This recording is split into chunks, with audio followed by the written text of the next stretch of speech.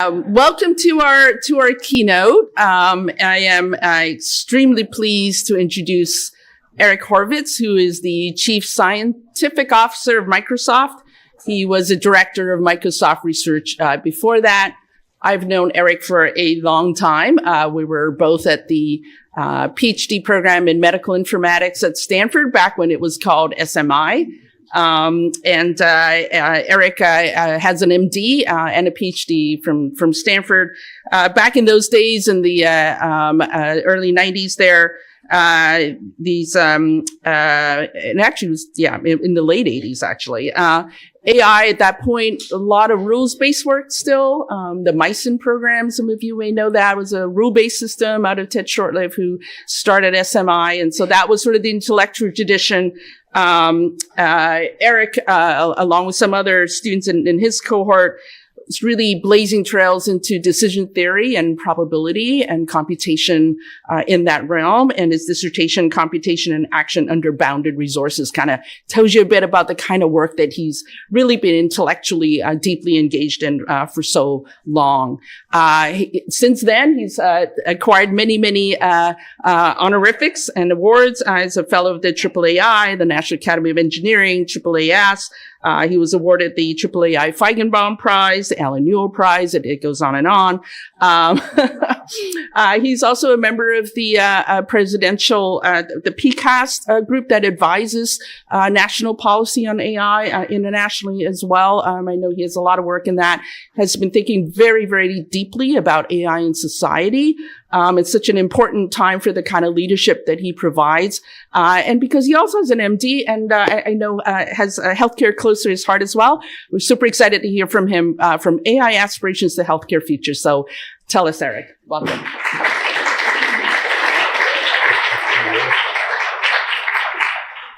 Well, it's an honor to be here today with you all today in the Frontiers in Computational Health meeting. I'd like to share some reflections on directions. From my long-term interest and passion, I'll focus on AI advances and directions. So I'll share over the next few minutes kind of a history of the arc of innovation in AI in medicine. I'll touch on some key trends, and then I'll discuss some opportunities and challenges for healthcare moving forward. Let me start with a brief history of some highlights of AI in medicine, starting with AI itself. I like to refer to AI as the study of computational mechanisms underlying thought and intelligent behavior. You know, in a document that kicked off the modern study of AI, the founders of the field said they were trying to find how to make machines solve the kinds of problems now, I like the word, reserved for humans. And it's interesting that 3 years after the phrase AI was used for the first time, Robert Ledley and Lee Lusted wrote a really foundational and I think remarkably prescient piece in Science magazine on the reasoning foundations of medical diagnosis.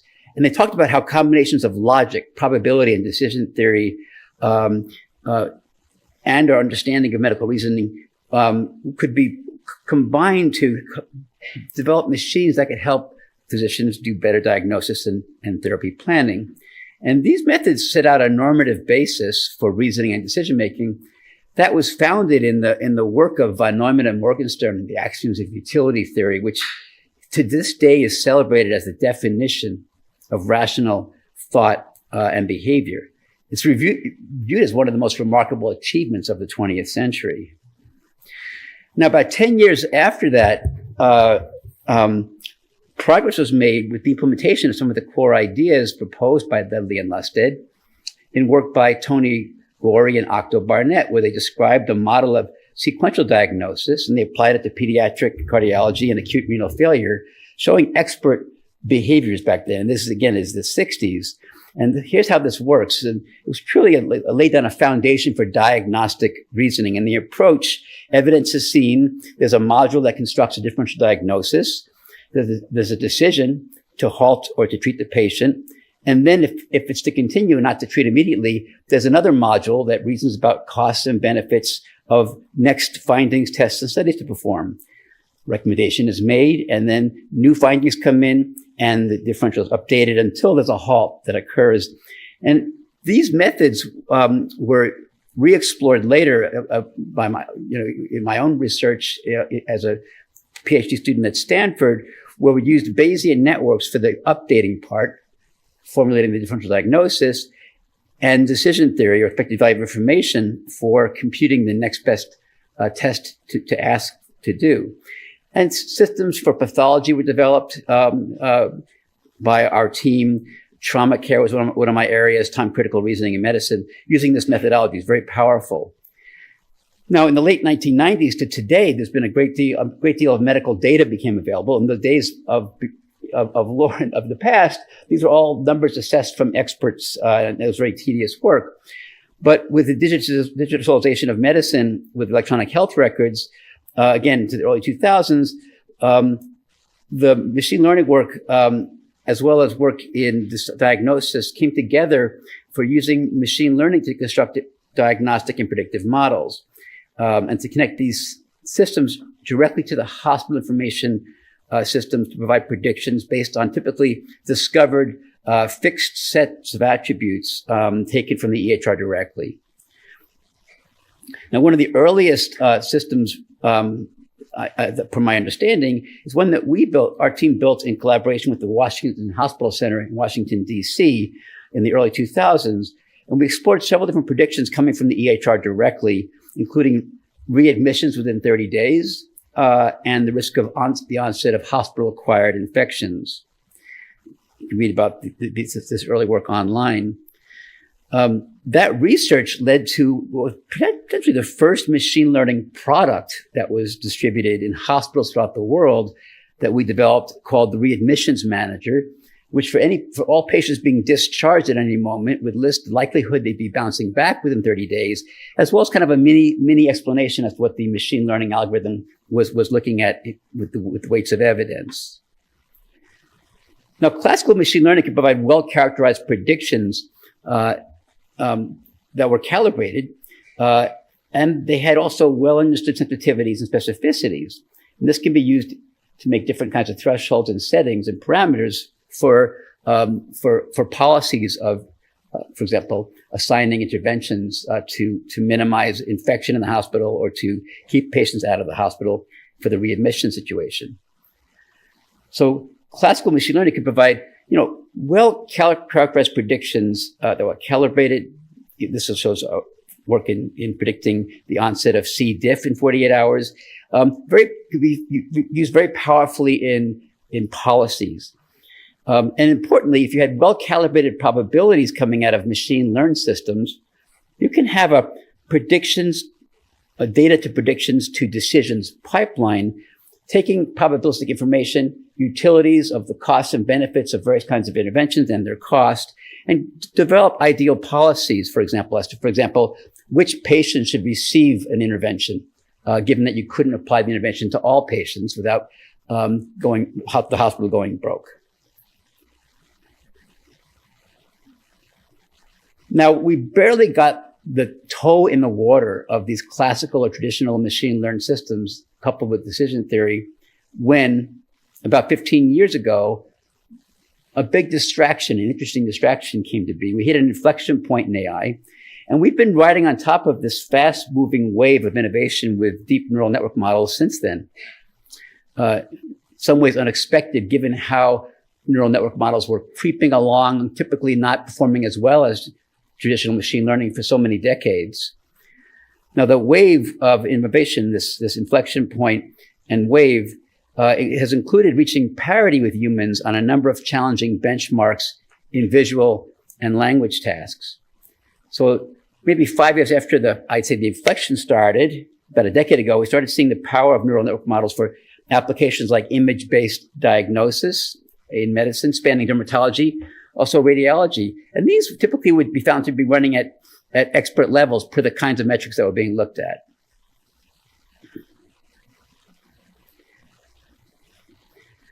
But over the last 4 years, I like to say that we're riding on yet another acceleration, a wave that I refer to as an inflection upon an inflection. And this is with the qualitative and quantitative capabilities we're seeing now with generative AI, as we call it, that show unexpected powers of generation and synthesis and composition. So several key trends have come to the fore over just a few years with generative AI that I'll talk about. And these have great relevance to AI for healthcare applications. Let's go look at some trends. The first trend is the power seen with increasing scale of compute and data. There's been a great deal of excitement over the qualitative and quantitative capabilities we're seeing with these generative models that come with scale. Here's the data center where GPT-4 was birthed, just west of Des Moines, Iowa. Of course, this was considered a small data center now, given what's going on with the larger models. With GPT-4, our team gained access to it in August of 2022, when it was called DaVinci 3, of the code name DB3. Everyone was very quiet about it because it was a big pop from GPT 3.5 in terms of the capabilities we saw. We saw the fast rise of an unexpected emergence, as we refer to it, in capabilities in language, mathematics, and programming tasks. Surprising abilities like the ability to learn to solve a new task from a handful of examples in a single interaction. But more generally for me, it was the rise of capabilities of abstraction, composition, and generalization. I found these systems to be the two words that I had were phase transition from GPT 3.5 to 4 and polymathic. These systems seem to have the ability to weave inferences across disciplines. And we were surprised by general purpose powers of the model, for example, showing the ability to write a proof of the infinitude of primes as a poem, or to write computer programs in response to a prompt, like you see here on the side here, without specialized training. Build a screen, have it scroll, and so on. Also impressed with the ability to see effective responses to long, detailed prompts, such as the one here, asking the model to perform a set of complex visualization tasks, like you see here. These are actually animations.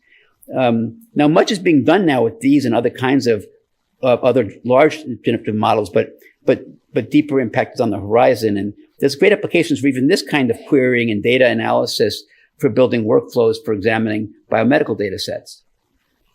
Now, turning to medicine, beyond the impressive powers of generalization and abstraction, I was really impressed with specialist expertise you could squeeze out of these models. When GPT-4 first became available, my team explored the power of the model for healthcare applications of various kinds. I was pretty floored by the ability to solve medical challenge problems, particularly at the time, as we studied the ability of the models to perform quite well on steps 1, 2, and 3 of the USMLE competency exams. As people know who are MDs, step 3 is taken as competency for practicing medicine with patients, for delivering healthcare. Beyond the impressive powers of generalization for competency exams, I also looked at the ability of these models to address some of the most difficult challenge problems called out in different venues, including the New England Journal of Medicine, their clinical problem-solving cases. For example, we took cases that were not yet on the web when the models were trained and said, what's the diagnosis and the treatment? And the systems were pegging most of these cases, impressively well. In this case, showing this example of diagnosing babesiosis, a tick-borne parasitic infection for those doing parasitology caused by Babesia macroti.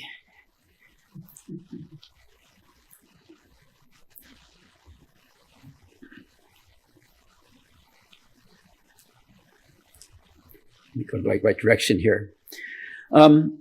So another trend is the growth of multimodal models that extend beyond language-centric models, where training and inference procedures come together or bring together multiple types of information with a focus on imagery and language to date, but beyond. These are coming to play an important role in many areas of science and medicine. An example that I like to refer to is this work from our team, a project. It was actually a cross-organizational effort, a project called GigaPath. It was published last year in Nature. project centered on training a multimodal model with over 150,000 pathology slides. But along with the slides came genomic text information on the genomic data associated with the patient, for the sequencing that was done on the patient, and cancer staging information.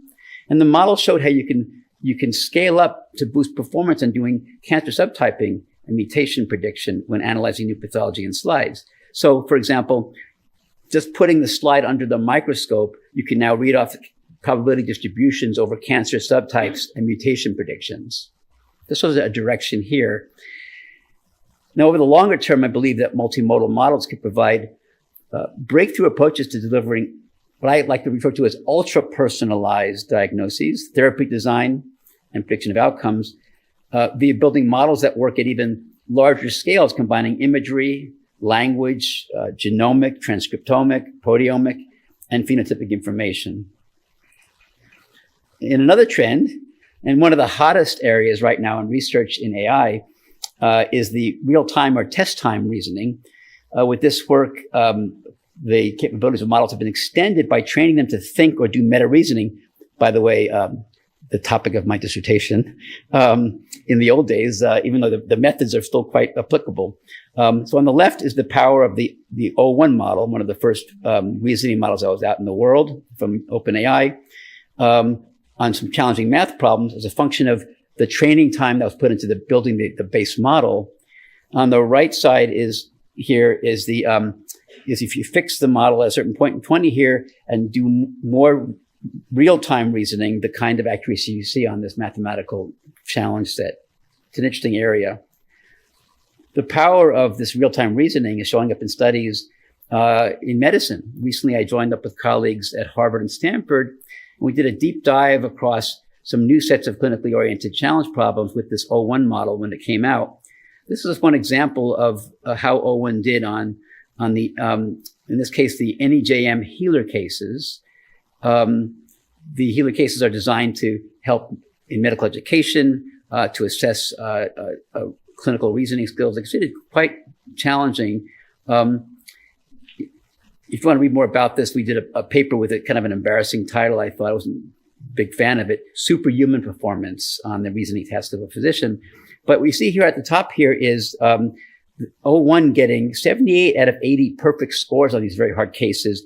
GPT-4, without the reasoning, for example, only got 47 out of 80 on those cases, right beneath it.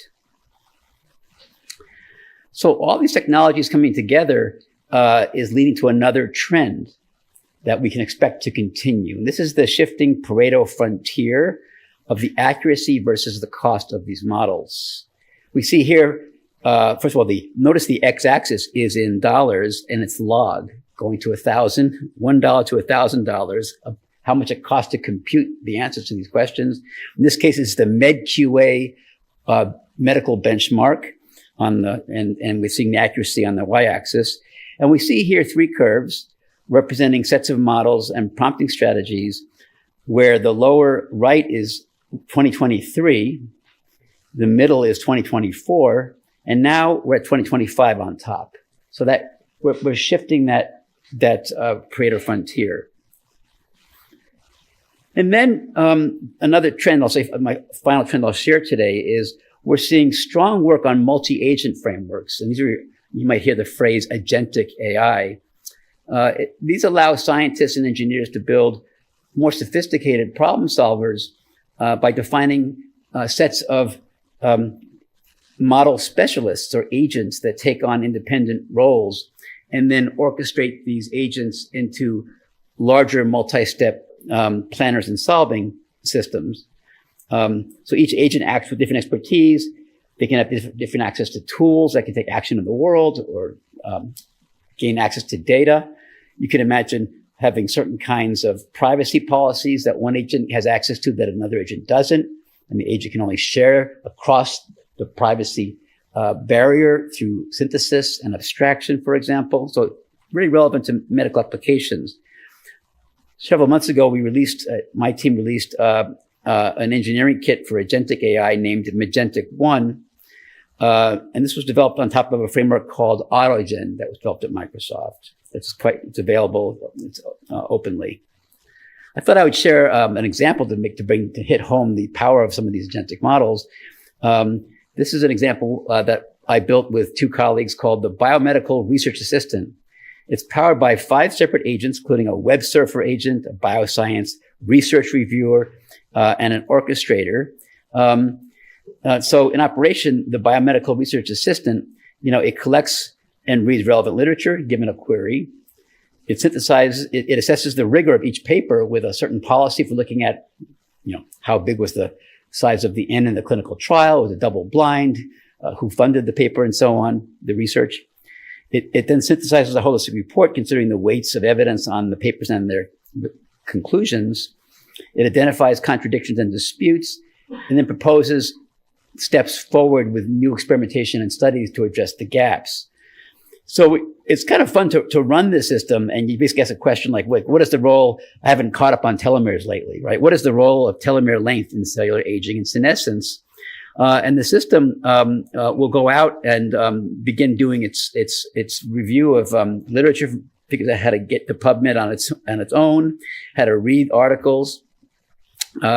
It begins to assess the scientific rigor of each one with a big report on each paper and why it's assessing the levels of rigor to that paper. It weaves together a report considering the weights of evidence from each paper and the rigor of each paper. It identifies contradictions and disputes. And then finally, it actually will propose with a report, like what are next steps forward to address key gaps per the question.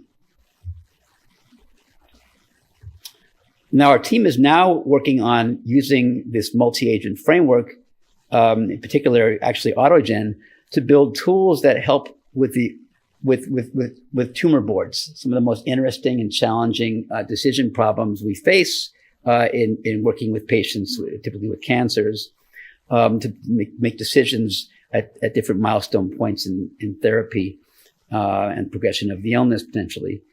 In this case, multiple AI specialists come together and analyze and summarize information from the patient's report. The first step here is helping to prepare for a tumor board meeting with going through the EMR and the various imaging studies, pathology studies, and bringing things together into an easy to read report for the whole team.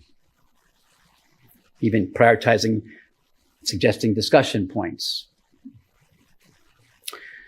Now, despite all the demonstrations that we see, my reaction is that we're still in the early days of AI applications in medicine. Things actually progress quite slowly given all the excitement for a variety of reasons. I often say that if you told me in 1989 when we had pathology systems running at expert level, and we thought that if we just showed the world these systems, it would be like spontaneous combustion of gasoline-soaked rags in a hot garage and a match thrown into a tin bucket.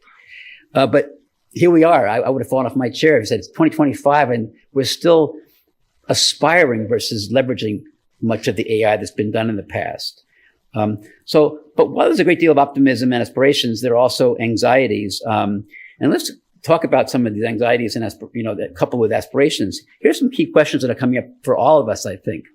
How can AI advances enhance the quality of healthcare delivery? How might advances be harnessed in clinical practice? How might AI advances change workflows and practices across the specialties? How can these technologies be used in education and evaluation? What are the risks of relying on AI? What are the influences of patient-facing AI technologies? How might these advances be harnessed in the biosciences? And given the pace, where is the core technology going over the next 5 years? We've seen some interesting and inspiring research and discussions and publications in multiple application areas. Here are 6 topical areas that we've used in some focus group studies we've done with clinicians, epidemiologists, public health folks. And we've seen some diffusion of technologies faster in some areas than in others. Now, administrative tasks are often called out as low-hanging fruit, with leveraging generative AI per the FIT, with reducing the daily administrative burden on physicians. And there's interesting studies that have been published, such as the assistance provided by these generative models for helping to manage patient email. Also growing use of the ambient transcription via voice and summarization to build out structured patient notes. Some are focused on certain roles, like, supporting nurses with capturing documentation for completing flow sheets. But one of the longest lived aspirations, of course, is getting AI to enhance clinical care. And despite this enthusiasm, things have gone quite slowly over the years. One of my senses is there's a challenge with evaluation of real clinical applications. With all the excitement, there's a thirst for more realistic benchmarks in more realistic settings to understand how well these systems will do and how well they will help. One effort that I like to call out is the MedHelm project. It's quite young still. We just rolled this out. It's a collaboration between Stanford and Microsoft, among other colleagues, to basically to seek a wide range of clinical tasks and benchmarks, as well as metrics. And these include clinical decision support, clinical note generation, patient communication and education, medical research assistance, and administration and workflow as tasks we could evaluate and have benchmarks about. The 5 top-level categories are further divided into subcategories, working with about 15 specialists to confirm and to refine an ontology, getting down to, here you see here, I'm expanding open clinical decision support, again, expanding the next level down. And now we have 121 distinct tasks, even a leaderboard that's been developed for evaluating with evaluation data sets across models. Other studies have sought to set up more realistic clinical scenarios. For example, the study by Cabral et al. Created 20 simulated clinical cases, each with sequential steps. And they considered diagnostic accuracy with a cannot miss measure and a metric capturing the correctness of clinical reasoning. And interesting to see the results here on the median inclusion rate of a cannot miss diagnosis. The model had 67%, residents about the same, attendings 50%.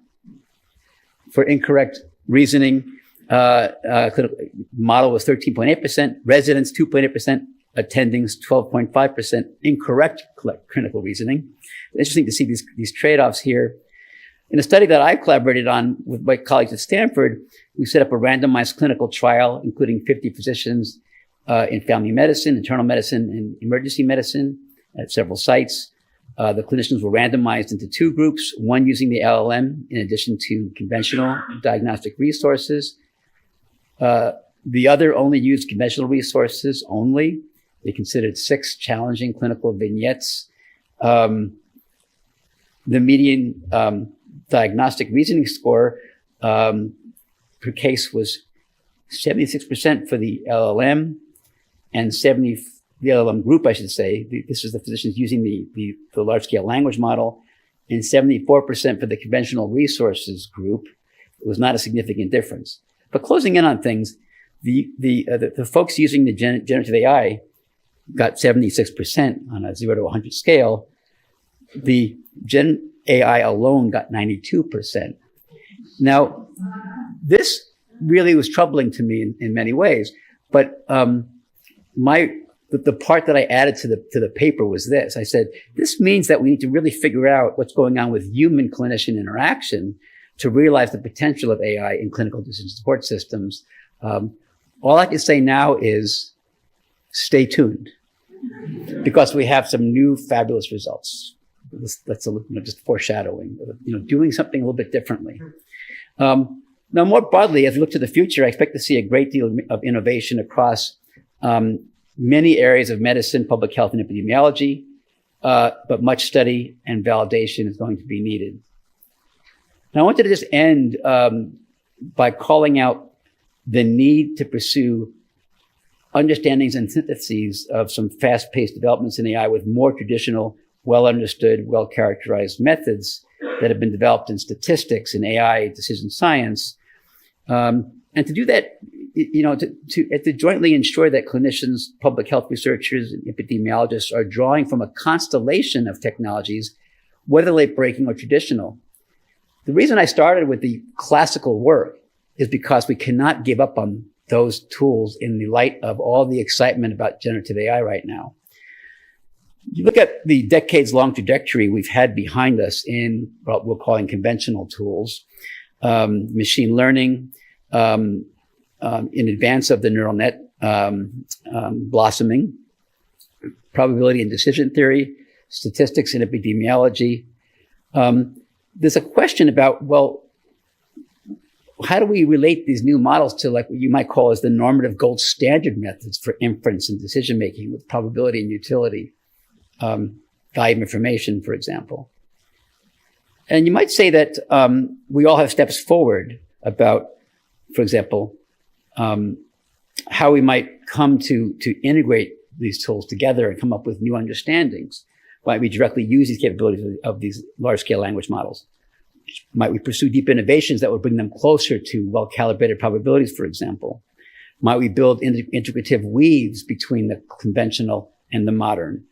Might we extend the AI models with calls to, for example, Bayesian tools and databases and decision theoretic analyses when needed? On the possibility for new integrative weaves, I'll just show a wisp of a connection here to start with, but there's many more. This chart here shows the predicted probability of with using an LLM on medical multiple choice challenge problems from competency exams like USMLE. And you're seeing the x-axis is the predicted probability the system has, and the y-axis is how many of these systems at each level of predicted probability did the system get correct in each bucket, for example. A diagonal line, perfectly diagonal, is perfect calibration. The system has a good sense of its own probabilities. What you're seeing here is the LLM was giving us log probs, as we call them, telling us its own confidence that each question that it was answering was correct. It was answering it correctly. GPT 3.5 is the green line. We were really happy to see that GPT-4, along with the increased capabilities, was now becoming better and better calibrated. It's a link to the traditional work and possibilities there. And on connection to foundations, what might be the link between, let's say, the hypothetico-deductive sequential diagnostic loop of Barnett and Gorey to the glob of blue-green gas we call GPT-4 or other models like that right now. And just as an example, we've been exploring using large-scale language models for these components in sequential diagnosis. And this is a late-breaking New England Journal of Medicine challenge problem. And this is a little snippet of it, but the system actually running on a large-scale language model knows to ask for labs, analyzes the labs, built a differential diagnosis, asks for imaging studies.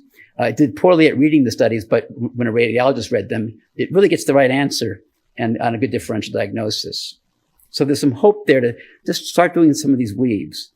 So moving to the future, we're going to have to rely on a constellation of analytical methods where we continue to leverage and move forward applications with classical frameworks while keeping an eye on advances with neural network models, and also seek new syntheses that I expect with the maturation of AI. So I'm going to stop there. Thanks for your attention.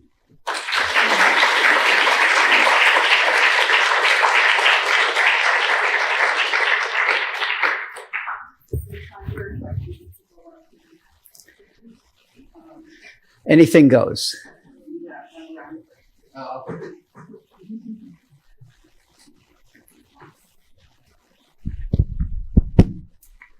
I saw your hand.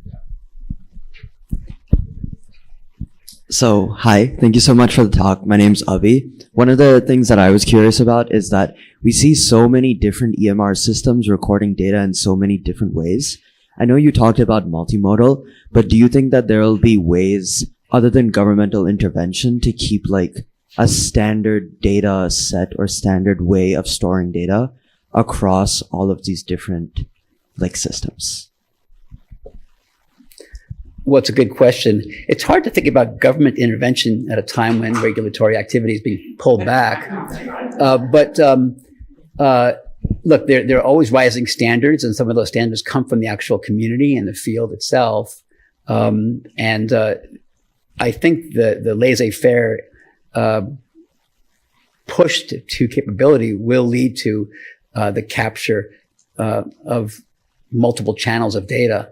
I'm not sure if they'll all be in the same format necessarily, nor am I sure there'll be the kind of sharing we'd like to see, even of anonymized data and federated learning to learn from many different places. Thank you. That was a great presentation. I work in public health. And just given all the things that are happening around the world and in this country, have you thought about how can we use AI to train the next generation of people to resolve conflict and just become better, right? Because this is very focused on categorizing people for diagnosis and treatment, but there's these other things that are happening that are having outside impacts. And how do we use this to help us become better communities? It's so nice at a meeting that where I focused on diagnosis of all things, old-fashioned kinds of singular foci for medical care, to have somebody speaking up for human well-being and flourishing. Thank you so much for that.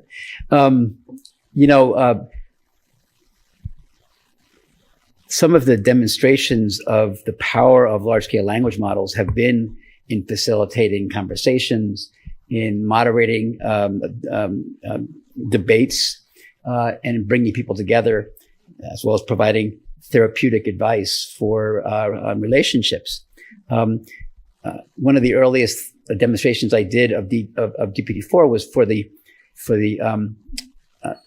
in preparation for briefing the former president back when GPT-4 was very new, as part of my work on PCAST, the PCAST committee. And working with Saul Perlmutter, who's here at Berkeley, a physicist, a Nobel laureate for his work in gravity waves, who's also very interested in scientific communication. We showed in one of our demos how GPT-4 could be a facilitator to bring people with very different views on climate together to better understand one another. And so these systems, since that time, there have been several articles. In fact, there was a couple that came out in Science Magazine just maybe 5 or 6 months ago, demonstrating the power of these models to bring people to the table and to understand one another. Another article was about debunking conspiracy theories and how these systems could help someone to get around the tendency to go in that direction. So I'm very hopeful that those applications might be coming even before we see the translation of these tools into diagnostic decision support. Please. So I actually do have a follow-up onto that point. So I know that, we're going like full steam ahead with implementing AI solutions in healthcare, but do you think it's also worth it to reform the healthcare system and sort of like let doctors, see patients for a longer time, have less documentation burden, and just like open up like more residency and med school spots, for example? You mean based on leveraging technologies like this? Yeah. My daughter is a pediatric neurologist at UCSF. And I think at one point she was talking about quitting because of the administrative burden and how little time she has with her young patients. So absolutely. You have to wonder what's going to happen, though, once these systems are deployed more fully and are reducing the administrative burden. Will the economically squeezed medical systems and medical centers put more patients into the mix?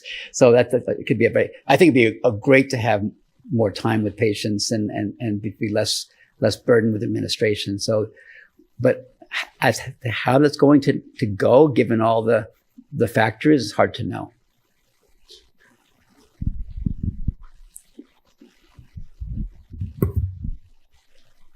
Thank you for the talk. I work in diagnostics, and I found that like data cleaning takes up most of the time because, as we all probably know, medical data is extremely messy. And I was wondering if there were any pushes for improvements in data cleaning using AI or large language models, since I assume that would be like most of the effort in creating any effective diagnostic tool would be in the data cleaning. Yeah, it's a great question. And people are trying workflows with big data sets flowing through large language models to work on various kinds of refinement of databases. Another demonstration that Saul and I worked on was aiming GPT-4 and Claude at gigantic particle physics databases and asking to do a bunch of analyses of various kinds. We didn't do the cleaning itself.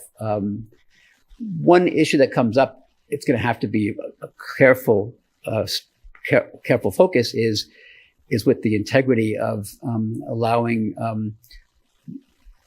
unverified large language models, for example, to do high stakes data cleaning. And certainly there'll be a need to have metadata about provenance. Like, here was the raw data we collected in this way. Here's what the LLM did, and so on. I know of a case, I'll just mention briefly, a horrified colleague of mine noticed at one point that a very widely used data set in medical informatics was tainted years before when somebody filled in missing data with imputation, I think quite nicely, and they sort of maybe mentioned it in their paper, but somehow the data set carried on and flowed through the community, and people kind of forgot about the imputation part. And they did studies and papers and a whole downstream shower of papers on data that wasn't properly marked to know which cell in the Excel spreadsheet or the database had been imputed versus was really observed.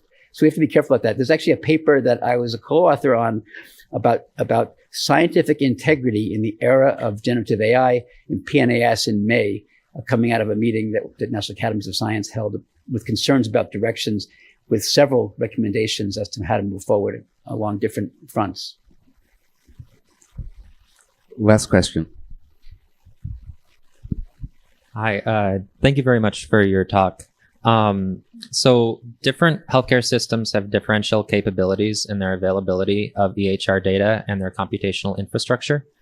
These issues could lead to greater disparities in healthcare systems. What do you see as some of the approaches to addressing these gaps, given the tools that are available? And you said different databases have? Yeah, so different healthcare systems have different availability of EHR and then also computational infrastructure. Yeah, no, it's a really interesting question. And several things come to mind about that. I remember when we were doing the readmissions manager, we wanted to ship this product throughout the world, and we did. It ran at multiple hospital centers across the world, but we had to back off to a minimal viable data set of admissions, discharge, transfer information, and some basic findings that we knew we could sort of get going, get out of all the EHRs that it was running with. And so that limited the power of that system. Moving forward, you can imagine standard sets of ontologies for medical findings of various kinds, and reports and histories and physicals and lab information and imaging studies and so on, and that will happen over time. The other thing that comes to mind is the following. One of the big secrets, I think this is a big secret that's not shared very often, is that typically in AI, machine learned models are not portable. No one ever talks about this, but you train a model like at the Washington Hospital Center in Washington, D.C. for, let's say, readmissions. You walk it down the street to Union Memorial, in the same MedStar system, and it won't work very well. Or for C. diff, we did the same thing. We did a paper, this was with Jenna Weens, who was my intern at the time. Now she's at UMich as a professor, doing great, fabulous work. But we built this model that could predict the onset of C. diff, which patients were at risk in the hospital within 48 hours of the observation time. And we showed we could take a data-intensive hospital like the Washington Hospital Center, which had 13 years of really fine-grained data, and we could take another hospital down, I think it was Franklin in Maryland, in the same system, had very little data and a different demographic. I think older patients, for example, a lot of gerontology cases, and we could start applying principles of transfer learning to actually leverage and bend the data set and inferences coming out of the Washington Hospital Center to go further than we could with only the sparse data at Franklin. So I think that there are techniques like that will be very useful, but hopefully we won't have to use them. We'll have data collected in multiple places and we'll know how to federate and understand how to generalize in the future. It's a great research area too. And I guess that's the last question. Thanks, everybody. Thank you.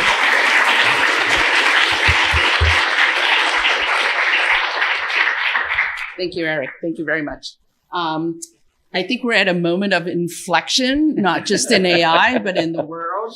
And I do want to thank Tomas Aragon actually for that comment to bring it back to our communities and our people. Fundamentally, what we're doing in CPH is to impact people and their real lives. And AI is part of our toolkit. Thank you, Eric, for giving us that tour and that introduction. Thank you. Thank you.